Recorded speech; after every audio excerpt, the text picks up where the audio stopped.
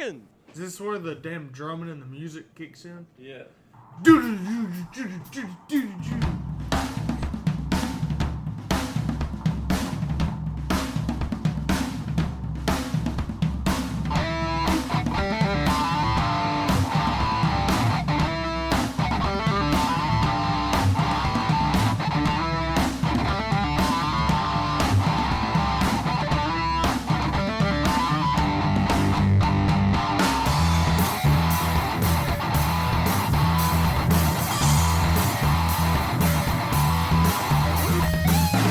What in the world is going on, everybody? Hello and welcome.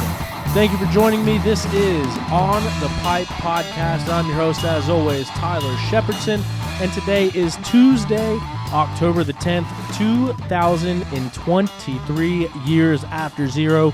We are right in the middle of spooky season, and it gets spooky every time we go out to a racetrack because you never know what's going to happen. You never know how the racing action is going to go down, and I think this past weekend, there was a lot of races. There was a lot of stuff that happened. There was a lot of racing from coast to coast. There were 4 major series that raced this past weekend. We're going to bring you all of them. We're going to talk about the Endurocross season that kicked off out west. We're going to talk about the AMA West Harescrambles that was out west. We're going to talk about the WORCS race that happened on a Friday that happened out west. But what I was just talking about and what I was just alluding to was the East Coast GNCC showdown, the penultimate round, the Buckwheat 100 up in Newburgh, West Virginia. The racing action was some of the best action that I can remember. Like, legit. I was sitting there thinking about it. I was so pumped after this past weekend. Went up there. Of course, the Beta boys, they're top notch. You can't beat them. They're the best team out there. They're the most fun team out there. There's no way around it. There's no ifs, ands, or buts. But they're also the most accommodating team out there because our partnership with Beta allowed me to gain a race family. They brought a Beta machine prepped and ready to go. It's like I'm the slowest full factory guy you've ever heard of in your life. So we got up there. I'm riding the Beta 252 stroke. That's the race time, prime time filming machine, media machine bike that I ride around the GNCCs. But got there a little bit late. All sorts of stuff happened. Ended up going up into Pennsylvania, staying at Ben Nelko's house so he could watch my dog for me so I could get back down there Sunday. Anyway, I digress. Got there late, didn't have time to scope the track, didn't know filming spots, didn't know where the track went, hadn't even seen a track mat, had no idea the difference between my butt from my elbow. But we got there, we figured it out, heard bikes going through the woods, got down to spots, kind of knew where the track was going. Anyway, long story long, one of the best races I can remember in recent memory. That's what I was thinking about after the race, because not only was I able to figure out some spots kind of on the fly. As always, Carson Atima, 10-4 Media, he's a very good tour guide. He helps me out find spots a lot because he's filming stuff on Saturday for the quads. So he'll kind of help me fill in the gaps because the team guys, they don't travel as much. The team guys used to go around to spot on bicycles, but now they just send people out to all the trouble spots, and then they stay there the whole race. So there's not as many team guys going around. So a little bit harder to find spots, but Carson put me on to a few of them. I found a few of them and was able to cover a lot of the track. So if you look at this week's YouTube video of the Buckwheat 100 that is up now on our YouTube channel, it's a little bit longer than most, and I got a lot more locations, a lot more shots than most. In a 3-hour race, I should go back and count how many spots we were able to get, but for a 3-hour race, one man filming, getting around, I think we got a good bit of racing action. I think it shows into that video. But because the video has a good amount of racing action, that is the racing action I saw with my very own eyeballs. And, man, it had me jazzed up the entire time. The track was sick. There was a couple spots where I knew where my camera spot was, and I kept riding a little bit further than that just because I wanted to ride the track a little bit more because the track was so sick. A lot of people said that the track was sick. A lot of people said that it was slick, which is sick with an L for those that are keeping track at home. But nonetheless, track looked awesome to me. We heard the track was awesome from several people. And the racing, dare I say, could not have been better. Every time we saw the XC1 guys, they were wheel to wheel to wheel. The top 3 And then everyone else from 4th, 5th, 6th, and 7th, they were all wheel-to-wheel as well in a pack that would end up charging and catching that lead pack of riders. So that was awesome to check. And then literally the XC2 top 3, Liam Draper, Gus Reardon, Mason Simmons, I pretty much had them in the same camera shot the entire race. That's how close that XC2 battle was, with a championship on the line in XC1, a championship on the line in XC2. The racing did not disappoint. It did not let us down. It was one of the best races of recent memory that I can possibly remember, with how tight it was, how close it was. How about Ryder Lafferty? Shout out Ryder Lafferty, making his XC1 debut. He's a guy that we saw miss the majority of this season, came out early as an XC2 contender for that championship. Missed a lot of the season due to illness, injury, what have you. Comes back, he's like, I'm out of the XC2 points. Let's go ahead and move up to XC1, see how it goes. It went pretty dang well. Ryder Lafferty was on Craig DeLong's rear tire that entire race, all the way up until the last couple miles of the very last lap, where he ended up, from what I understand, going off into a ditch or a ravine, and that allowed the way for some other guys to get up in there. We're going to talk about that when we get there, but what an impressive ride, what an impressive rookie start by Ryder Lafferty, who is now in that XC1 class, doing a little bit of talking, a little bit of research, and trying to figure out what the deal is for next year. So I don't want to comment on that quite yet. We did allude to it last week. We're going to do a silly season episode. I think we are going to try to put that out this week. Tomorrow. Obviously a big storyline that happened from the weekend was our points leader heading into the weekend, none other than Stuart Baylor Jr. We saw a little bit of a freak out that happened on that live show. He's embracing it. He posted it on TikTok with a video of his son reacting in pretty much the same way that he reacted, but it's easy to sit there and judge, and it's easy for people to see that moment of someone's race. And you think, I don't know, I saw a lot of comments going around. I saw a lot of stuff going around. And let me start by saying Stu is a good friend of the show. He's a good friend of mine. He is someone that we've heard a lot of in the past 2 years being on the show and coming on and talking.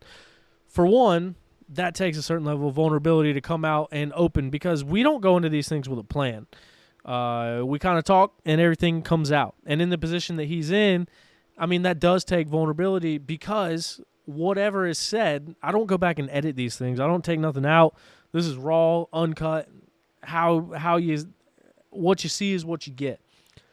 And so to risk some of the stuff that you go out there and say, when you're just having a conversation with somebody, it's different than when thousands of people are going back and listening to it, and they can twist that and bend it and take your words in a different fashion or what have you. So first of all, it's cool to see Stu come out and open up and put himself on that media front to be open and vulnerable to things like that being misconstrued.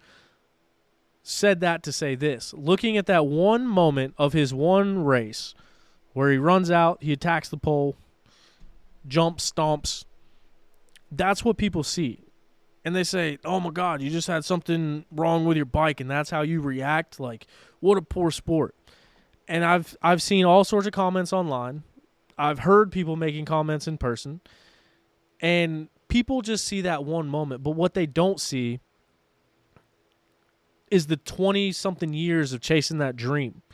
What they don't see is everything that went into this year for Stu. Stu took a risk on his own of starting his own team and moving over there with the Teely Energy race team. And from everything that we've talked with him about on the show, he's had a very big role in that. And I know personally that he's the one calling sponsors right now, setting things up for next year. He's the one signing riders right now for next year. He's the one trying to negotiate deals with companies to come onto that team to pay other riders, to pay himself, to pay his mechanics, to pay the truck driver, to pay to have the truck, and everything in between.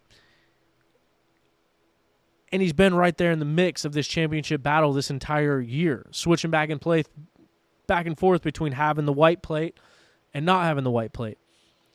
He's put countless hours into the season to building it into what it was, to take the leap of leaving a factory team, a factory deal with Yamaha that was still on the table that he could have kept and not been the boss, not have to worry about all these other concerns, just had to show up to the race and do well. He left that to take the risk to build this team, to build this program, and to build his future for after racing as well. And so everything that went into putting that team together over the offseason, everything it took with a young child to leave a guaranteed paycheck on a factory team to go out and start this race team and to take that risk, to negotiate all the deals, to sign all of the riders, to test a brand new bike, a brand new chassis on a brand new bike, to test suspension, to test wheel setups, tire setups. He's been through 3 different mechanics this year, been through different riders this year, been through different team members this year. To come into 6 hours left of racing, it was 6 hours was all that remained before we went into this weekend, and he was the points leader by 5 points. And then during the race, a shock bolt breaks, and he loses his shock, and the whole back end of the bike drops. You obviously can't ride like that.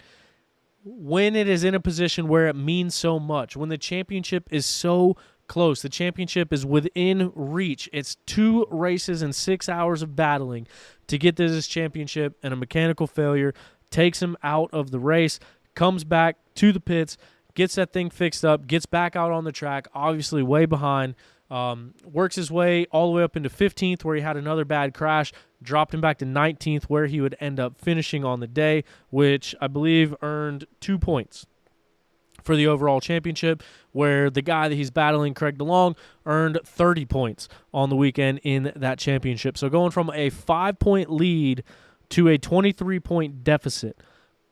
But I digress back to that moment that we saw on Racer TV. That is raw human emotion. And I saw a lot of negativity, and I saw a lot of people saying it. And yes, we are friends with Stu. Yes, Stu does come on the show a lot. Yes, there are a lot of things that he says that I don't agree with, and it's things that I try to call out the things that I see, and I try to be as honest as possible, and I try to be as forthright as possible, and I hope that you all see that as well in our conversations with Stu. And by no means is this show revolved around Stu, because I've also said directly to Stu about Craig DeLong leading the points, about Craig DeLong being a championship guy, and talking to him about the Ben Kelly stuff and all that stuff. But I think that is one moment where you got to recognize everything that went into that moment. It wasn't just a poor sportsmanship in one moment. It was 20-something years of coming down for this title. It was heading into this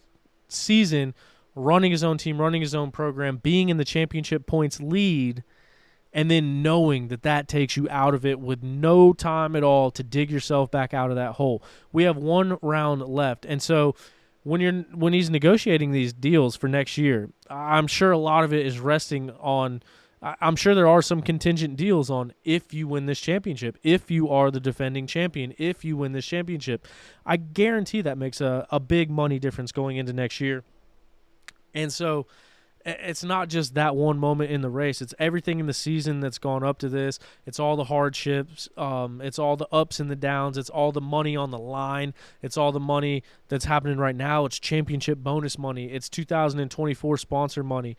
It's all of that is slowly crumbling in an instant over something that I don't know if it can or can't be controlled. Still to this exact moment right now, I don't know if a bolt was on loose and it rattled off and the shock bolt came out. I don't know if it broke.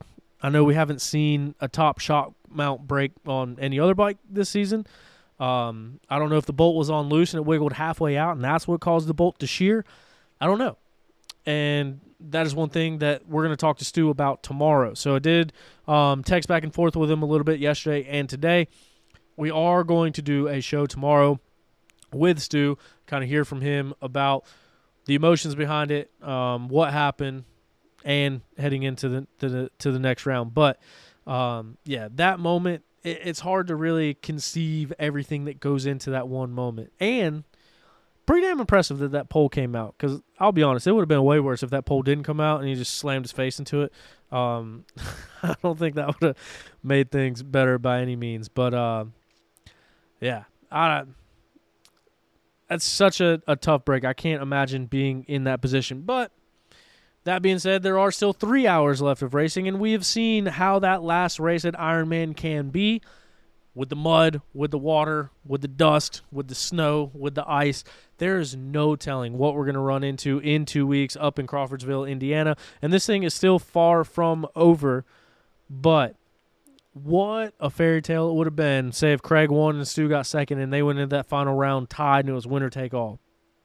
Now, there's a 23-point buffer zone between Craig DeLong and Stu Baylor.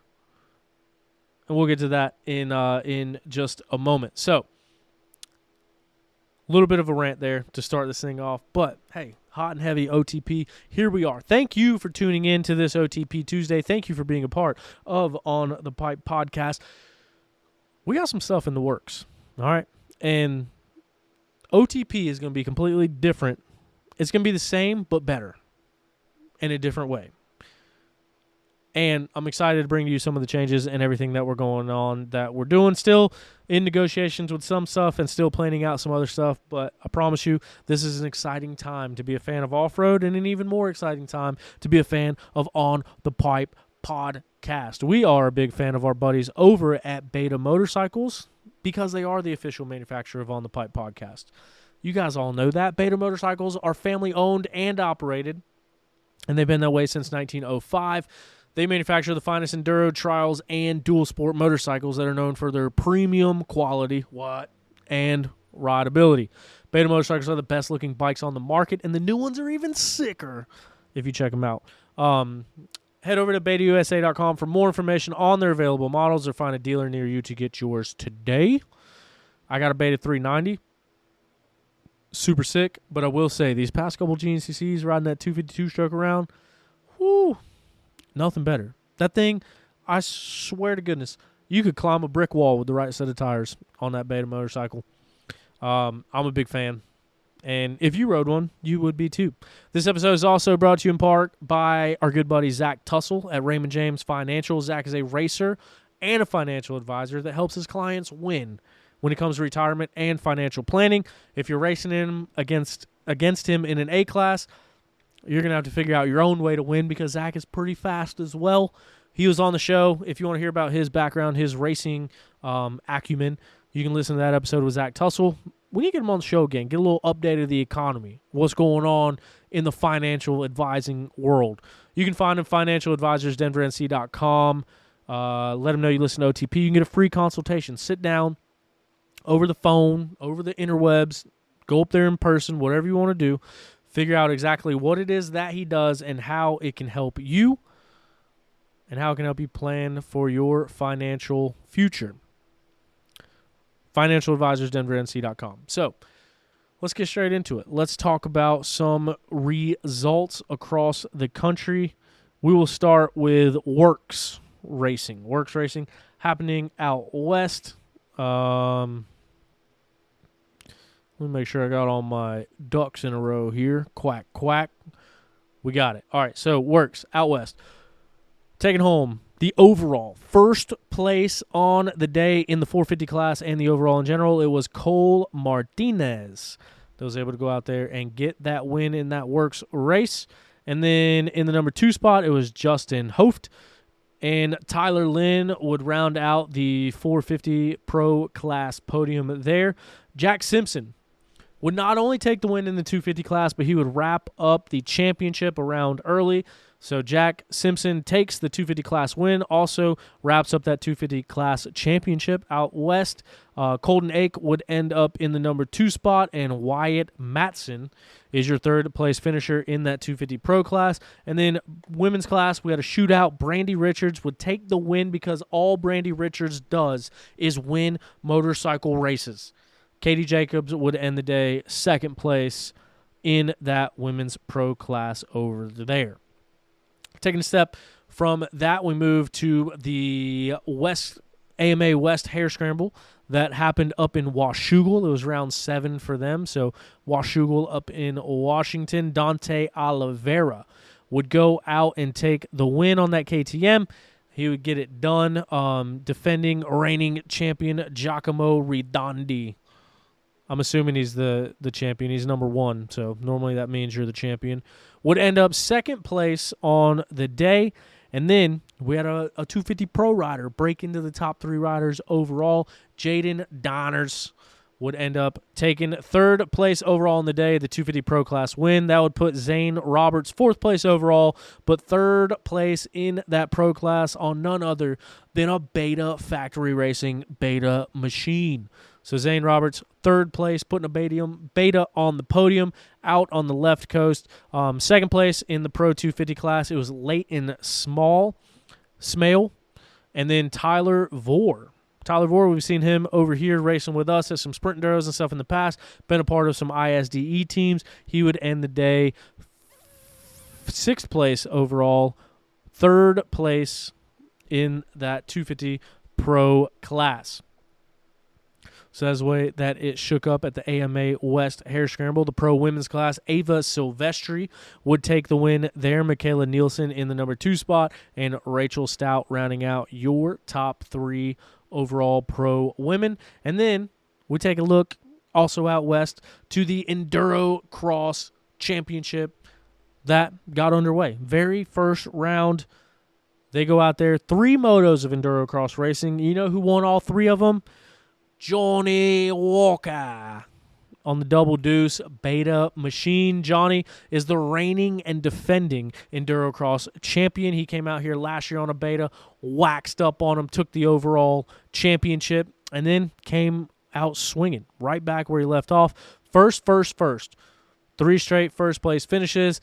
Obviously, that's going to get you first place in the overall for the 22 of Johnny Walker on that Beta machine. What I don't understand, and I might have to reach out to Johnny and ask him, he's running the number 22. I don't know. He's big on YouTube. He's got a big brand. Hanging out with him at the TKO Enduro, it was crazy how many people were straight up stalking him and asking him for photos and stuff. So maybe he runs 22 just for that brand recognition.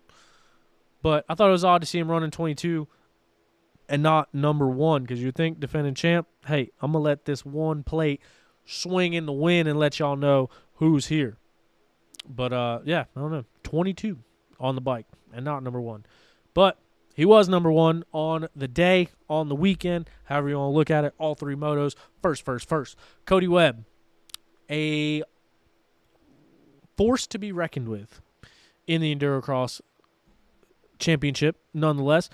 Second place overall in the day. He went 7-2-3, so not sure what happened to him that first moto, but 7-2-3, still good enough for second place overall. Ryder LeBlond would round out the overall podium. Pennsylvania's own goes 5th, 3-4 to take third place overall on the day. Former champ Colton Haker would end in 4th place, and then all-around badass Tristan Hart would round out the top 5 fastest riders with a 5th place finish on the weekend.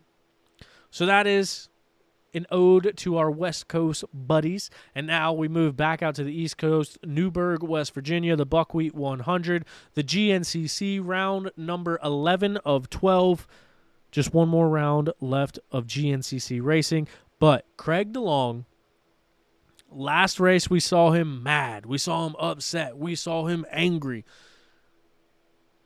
And come to find out, I guess there was an opportunity where he could have made a move on Stu in that last round to get the win, and for whatever reason, he backed off of it.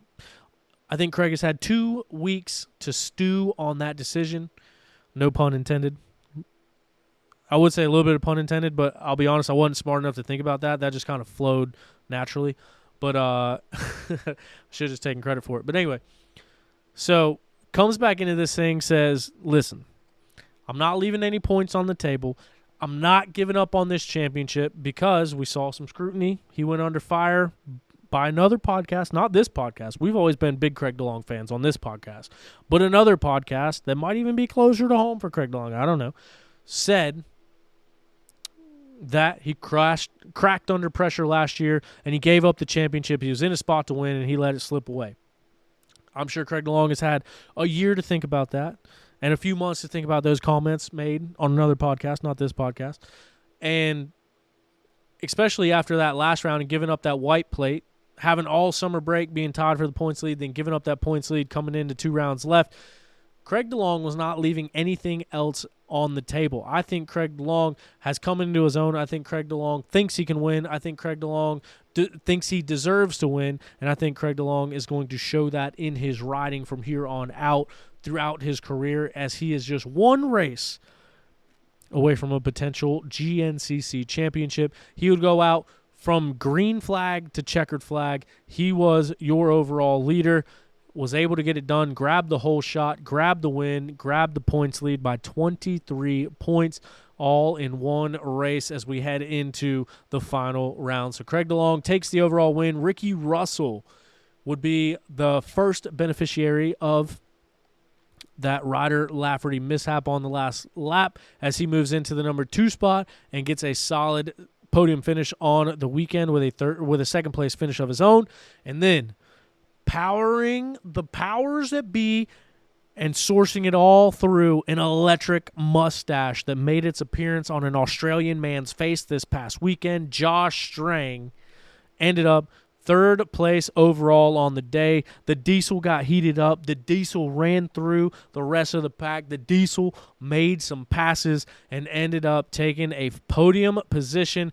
3rd place on the day for Josh Strang and the mustache that he is rocking. Jordan Ashburn would end up 4th place on the day. The pass for 3rd place was caught on camera, and it was like a mile before the finish line, and it was like in a little field section that dipped out of the woods and backed into the woods, and Josh Strang got on the gas, cut it up the inside, made the pass on Jordan Ashburn, the reigning defending GNCC champion, to take that final podium spot. Jordan would hold on for 4th, and then Grant Baylor would end the day 5th fastest rider overall. Trevor Bollinger in 6th. Ryder Lafferty fell to 7th place, but Ryder Lafferty, when you look at the results of this race, you cannot take it for what it is, for what you're seeing in black and white, because this does not tell the story of how good of a day Ryder Lafferty had. Ryder Lafferty, good friend of the show. He's been on the show several times in the past. We know all about that story about him getting cut high and dry from his previous team, him getting a shot on gas, making the most of that opportunity, and then signing a full deal with that gas. He continues to show them why that was a good decision to hire Ryder Lafferty as he goes out there and damn near wins his first XC1 start. So great ride by Ryder Lafferty. I don't want that to go unknown by the way that he rode this past weekend. Liam Draper would end up in 8th place on the day. 1st place in the XC2 standings, extends that points lead by quite a bit as they head into the final round, but that was a hard-earned victory. It's 227 to 245. What's that? 18 points? 18 points is that gap between 1st and 2nd place in the XC2 standings. But yeah, so Liam Draper did not get that win easily. Angus Reardon and Mason Simmons were both on his tail that entire race. That was one of the most epic battles I've seen. Like I said, if you go back and watch the YouTube video, the Raw race highlights, you'll see exactly what we were talking about, how close they actually were for the entirety of that race with that championship on the line. Gus Reardon doing everything that he can, but the New Zealand Ripper putting it in the wind and grabbing that win and an exclamation mark as he heads into the final round with a cushy little points lead heading into that final one. But once we also said, anything can happen. This thing is far from over. In XC1 and XC2, anything can happen in this sport. Anything can happen in this final race. So don't count him out quite yet, because Gus Reardon, we've seen him come into his own. We've seen him progress as a rider, and we've seen him battle down to the wire for this championship. We saw him battle this past weekend to get 2nd place on the day, and then Mason Simmons, roommates with Gus Reardon, ends up in 3rd place, but he was challenging them and putting pressure the entire race as well. When I say that those three were wheel to wheel to wheel, I am not exaggerating at all. In fact, Gus tried to run it up on him in the final corner, dust flying everywhere, tried to make it happen in that last corner, but Liam Draper was able to hold on and grab that win. So some very tight racing and some very promising futures for the young Aussies. And obviously Liam Draper leading that points battle as they head into the final race coming up in Ironman. XC3, Toby Cleveland was able to take the win, which I'm pretty sure wrapped up the championship. By the way, forgot. Liam Draper did not wrap up the XC2 championship, no matter how many of the 28 times you heard it on the Racer TV broadcast and when they proclaimed him the champion on the broadcast. Kudos to Liam Draper kind of shaking his head and going, what the hell are y'all talking about? I didn't wrap up a single thing yet. Anything can still happen. They tried their hardest to give him that title over this past weekend, kept saying it on the broadcast. When they interviewed him at the end, they said, XC2 champion, Liam Draper. So Liam just kind of looked at him and kind of looked weird in the camera. He's like, what are y'all talking about? So just wanted to point that out. Toby Cleveland, though, I'm pretty sure did wrap up that championship. Jack Walker would end up in second place on the day in that XC3 class, and Dakota DeVore would end up third fastest in the XC3 class. And then we take a look down at our women's class, WXC.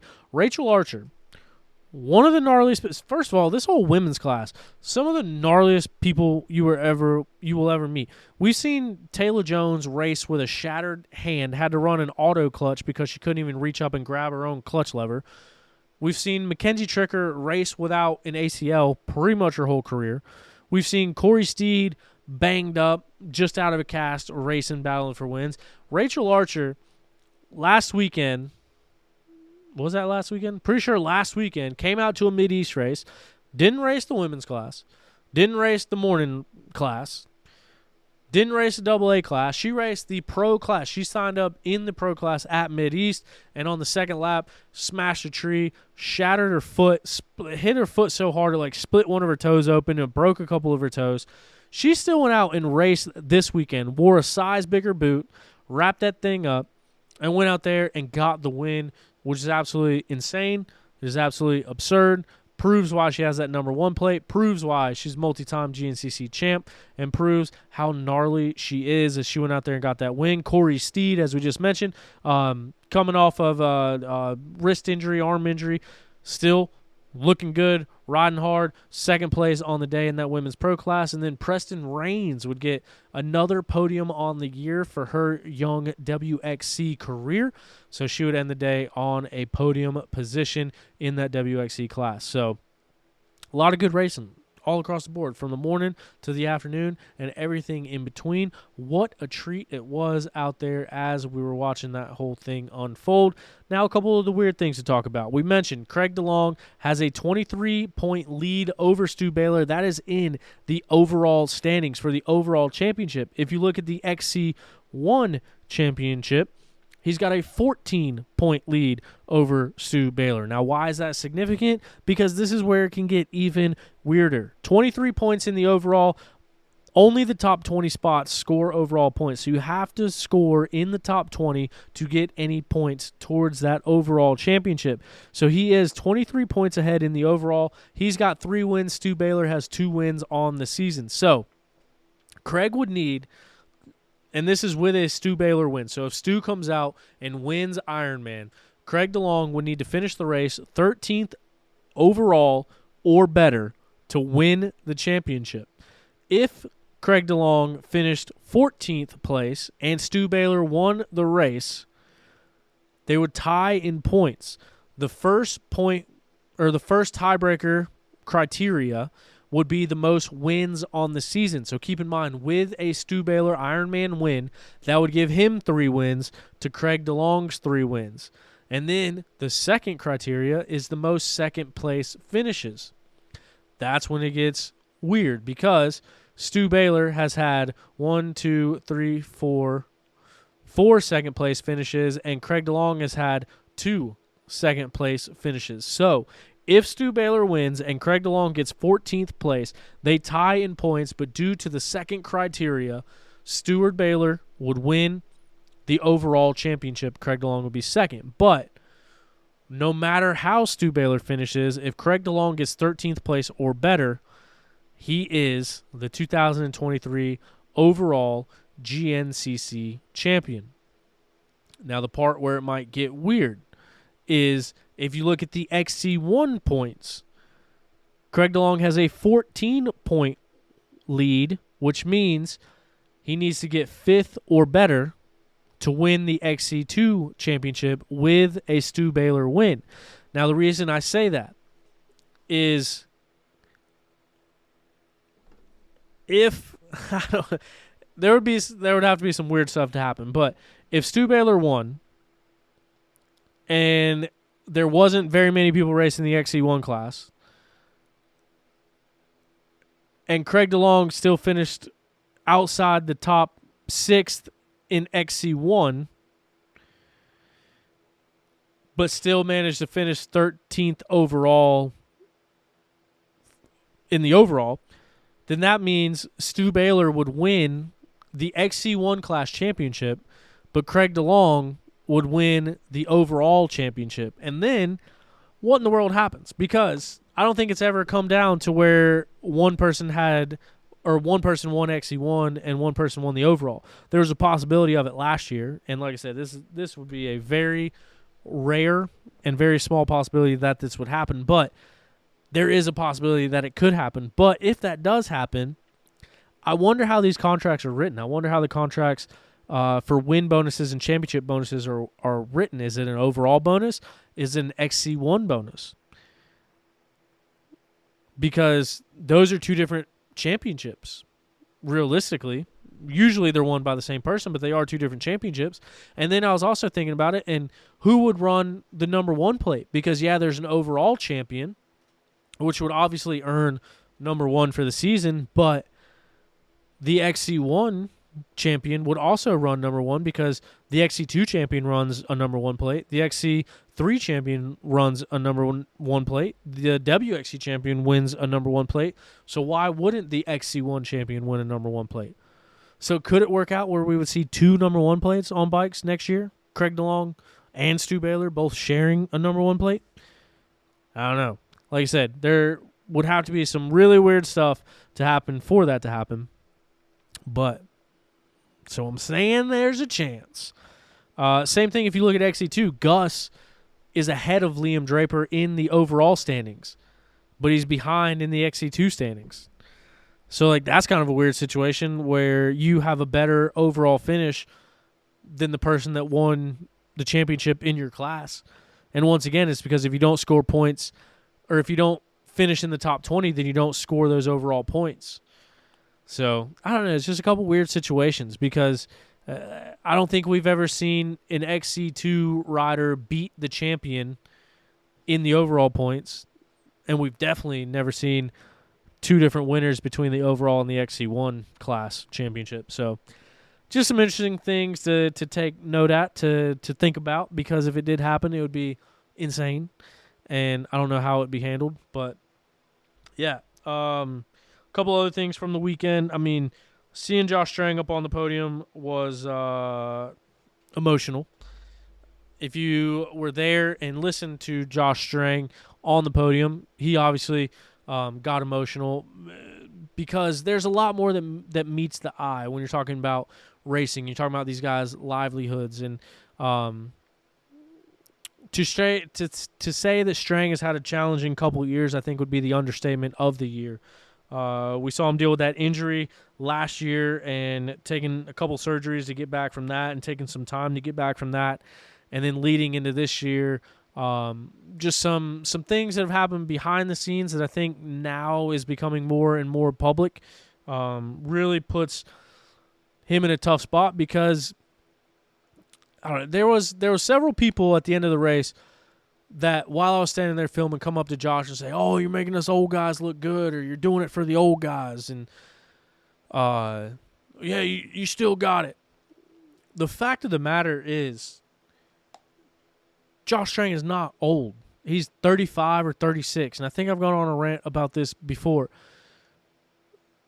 There's like 5 UFC champions that are over the age of 40 right now, and I think pretty much every UFC champion is older than he is right now. Pretty much every elite quarterback, pretty much every elite player. I'm not going to go that far. I was going to go with the NFL references, but a lot of those guys are older than that. A lot of professional baseball players are older than that. Pretty much every race car driver, they're older than that. And so it kind of bugs me when people say, "Oh, you're doing it for the old guys," because Strang's like 4 or 5 years older than me.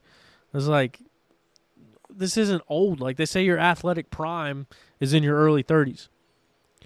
So whether he's 34, 35, 36, it's not old. And Strang proved that he's a guy that can still win races. He's won races over the past couple seasons. He's been on the podiums several times this year. And he is still one of the top contenders. And not only is he one of the top contenders, he's also one of the biggest draws in the sport. Like, he is one of the biggest fan favorites. He's a guy that kids go and seek out. He's a guy that people come in the pits and see. He's a guy that the fans want to see do well. He's a guy that has one of the biggest followings in the sport. And given some team stuff, I think it's been very clear. I think his team has made it public that they're kicking him out. And I say that it's been made public. If you go back and look at our YouTube videos over the year, you can see the team manager walking away from the track. It's plain as day. It's in the videos. And like I said, this is just the public stuff. I mean, I have friendships with these guys. I talk to these guys. There's some stuff that goes on. I would never put anybody's personal information out there. But what I can talk about is what happens publicly. And you see the team manager see Strang coming, walks away from the track. He'll be standing by the track, walk away from the track. Strang goes by. Same team manager comes back out for Grant Baylor, for Lyndon Snodgrass, other people on that team, and points lines. Yells, cheers, does whatever. Why is that happening? That is, I don't care what's going on. That is unprofessional. That shouldn't be happening at this level in the sport. That shouldn't be happening to people under contract. And it's not just that. There's been a ton of other things I'm not going into detail about. If he wants to go into detail about anything in the future, then by all means. Josh is probably listening right now. The platform is open. The floor is yours. But when you look at the public things behind it, and that is a big one. If you look at their pit stops, look and see what's going on in those pits. If you're having to be standing there on lap 3 at Ironman, when you see them come around, take a look at those green pits and see what's happening. Because you'll see a lot of people moving for a couple of riders, and then you'll see Josh's mechanic and Josh's wife helping him pit.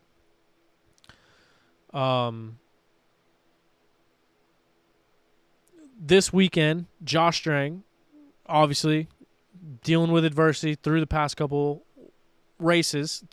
seasons, gets onto the overall podium, puts on a hard charge at the end, makes the pass, gets onto the overall podium. There wasn't one team representative in that crowd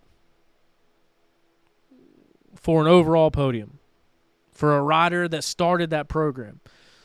You forget, it was just a few years ago, you didn't see any Kawasaki's at a GNCC. You might have saw one or two. And now you see Kawasaki's all throughout every single field. That didn't happen before that team existed and Josh Strang and Jordan Ashburn were on those bikes. That's when you started seeing the surge of Cowies coming into the woods. And it's funny how quickly people can forget what things have been done for them and what things have been done in the past. And I don't know. That was just in all my time of covering racing, I don't think I've ever seen such a despicable act of not even giving a rider support on the overall podium after a race. And like I said, I could go on about this for a while, but it's just it's insane to me. It's insane that this is happening at this level of the sport. Especially the optics of it publicly.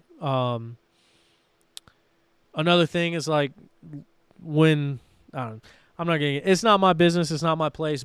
But things happen privately. Of course, everyone knows that. Things happen with your employers just like in any other job. But when the public optics of it get in, when you can see it happening, when the average person doesn't have to know or have talked to anybody in the past and can look and see neglect on the racetrack, neglect in the pits, neglect at the overall podium, and just an all-around